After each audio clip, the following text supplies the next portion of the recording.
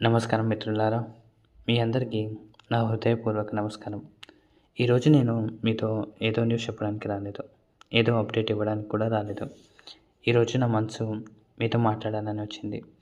నేను తిరుపతికి వెళ్ళినప్పుడు ఒక విషయం నాకు బాగా అర్థమైంది. అక్కడికి వెళ్ళే ప్రతి ఒక్కరూ ఏదో ఒక ఆశతో వస్తారు. టోకెన్ కోసం, దర్శనం కోసం, ఫ్యామిలీతో ఎలా ఉండాలనే టెన్షన్తో, స్టే ఎలా దొరుకుతుందనే ఆలోచనతో. చాలామంది భక్తులతో కన్నా భయంతో ఉంటారు. అంతే కదా! నేను కొన్ని విషయాలు చూశాను. కొన్ని వీడియోలు చూశాను. కొన్ని మాటలు విన్నాను. అప్పుడు నా మనసుకు అడిగింది ఒక ప్రశ్న. ఇంతమంది భక్తులకు నిజంగా సరైన మార్గం చూపించేవారు ఎవరూ లేరా అని అనిపిస్తుంది కదా మనసుకి. సరైన సమాచారం, ప్రశాంతంగా చెప్పే ఒక స్వరం అవసరం కదా అని.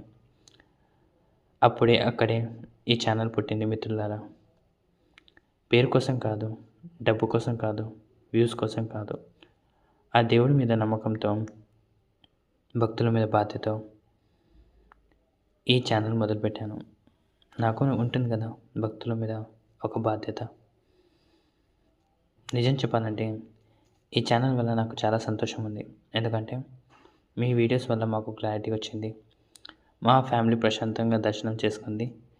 మేము మోసపోకుండా ఉండగలిగాం అనే ఫీడ్బ్యాక్స్ నాకు చాలా వచ్చాయి. ఇలాంటి మాటలు విన్నప్పుడు అది నాకు దొరికిన ఒక గొప్ప దానంగా అనిపించింది. కానీ మిత్రులారా, కొన్నిసార్లు చాలా బాధ కూడా కలుగుతుంది. చెప్పలేం కదా, ఎందుకంటే సరైన విషయం చెప్పినా అర్థం కాకపోవచ్చు. నమ్మకం రావడానికి టైం పడుతుంది. కానీ భక్తికి ఓర్పు ఉంటుంది కదా, అందుకే నేను అడగలేదు.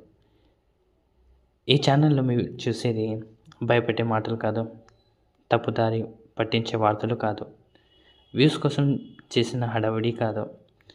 ఇక్కడ మీరు చూసేది భక్తుడి అనుభవం, సత్యమైన సమాచారం, శాంతిగా చెప్పిన మాట.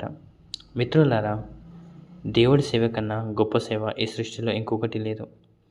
చర్చిలోనైనా, మసీదులోనైనా, గుడిలోనైనా భక్తుడిని భగవంతుడికి దగ్గర చేయడమే నిజమైన సేవ. అదే నా ప్రయత్నం. ఈ ప్రయాణంలో ఒక లైక్, ఒక సబ్స్క్రైబ్, మీ ఒక్క నమ్మకం నాకు బలం. ఈ ఛానల్కు ఒక భవిష్యత్తు.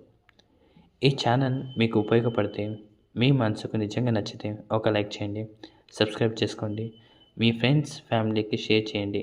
ఇది నా ఛానల్ కాదు, మన అందరి భక్తి ప్రయాణం. శ్రీ వెంకటేశ్వరుడు మన అందరికీ శాంతి ఇవ్వాలి, సుఖ సంతోషాలు ఇవ్వాలి. ఓం నమో వెంకటేశాయ.